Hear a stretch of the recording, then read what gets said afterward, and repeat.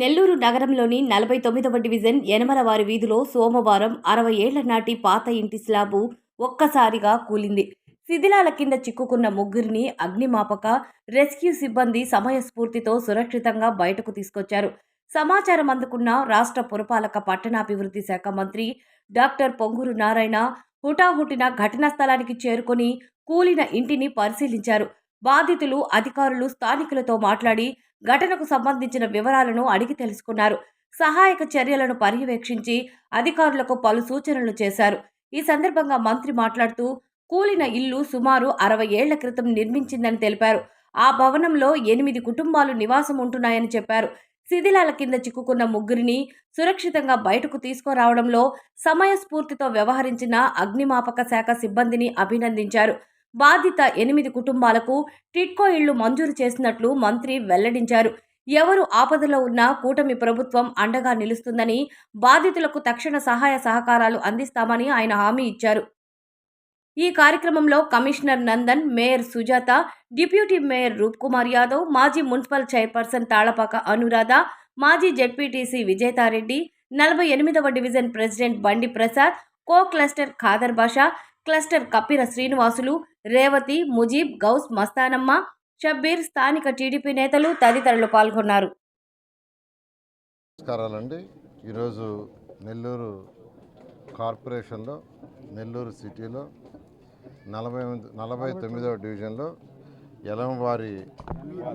యనమలవారి వీధిలో ఒక building collapse అయింది. ఇది 60 సంవత్సరాల పైగా కట్టిన బిల్డింగ్.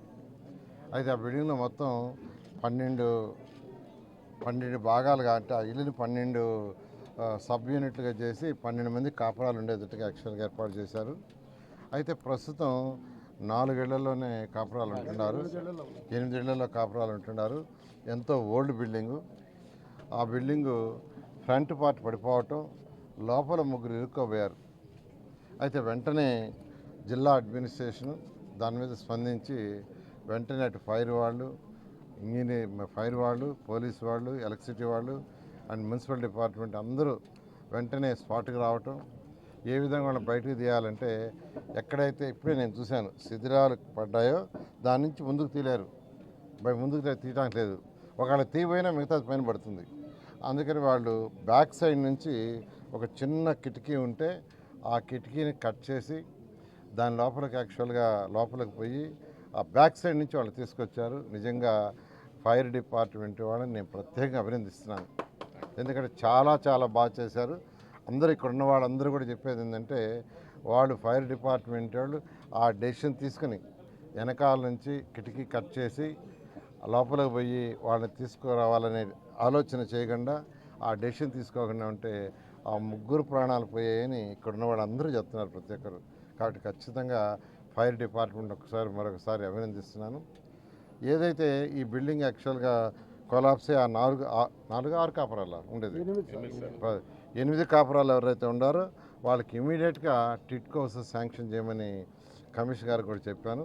వారు వెంటనే ఇవాళ నైట్కి టెంపరీగా అరేంజ్ చేసి రేపు మార్నింగే ఆ టిడ్కో సంబంధించిన అధికారులని అలాట్ చేసే వాళ్ళని పెట్టి రేపే అలాట్ చేయమని, ఆ విధంగా ఈరోజు ఈ ప్రభుత్వం, ఎన్డీఏ ప్రభుత్వం ఎక్కడైనా ఇటువంటి ఇన్సిడెంట్ జరిగి చేస్తుంది. నేను అందరికీ చెప్పేది ఏంటంటే ఎక్కడైతే ఓల్డ్ బిల్డింగ్స్ ఉన్నాయో ఆ ఓల్డ్ బిల్డింగ్స్ని డెమాలిష్ చేయడానికి మున్సిపల్ అధికారులు డెసిషన్ తీసుకున్నప్పుడు కొందరు అడ్డుపడుతున్నారు.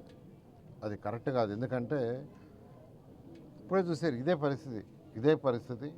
ఈ బిల్డింగ్ మొత్తం పగిలిపోయింది, ఇంకా నెర్రిలిచ్చింది. యాక్చువల్గా చూస్తే మొత్తం కంప్లీట్గా నెర్రిలిచ్చింది, ఎప్పుడు పడిపోతుందని. అందువల్ల మీరు అందరూ కూడా, నేను అందరిని రిక్వెస్ట్ చేస్తాను, ఎప్పుడైనా మున్సిపల్ అధికారులు ఈ బిల్డింగ్ లైఫ్ అయిపోయింది, దీన్ని డెమాలిష్ చేయాలంటే మీరైనా డెమాలిష్ చేసి కట్టుకోండి.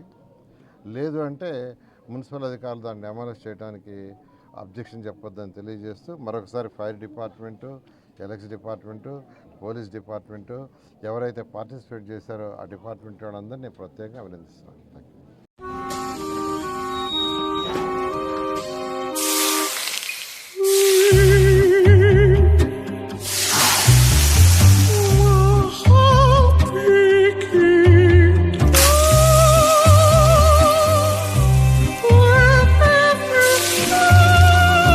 no matter the heat outside.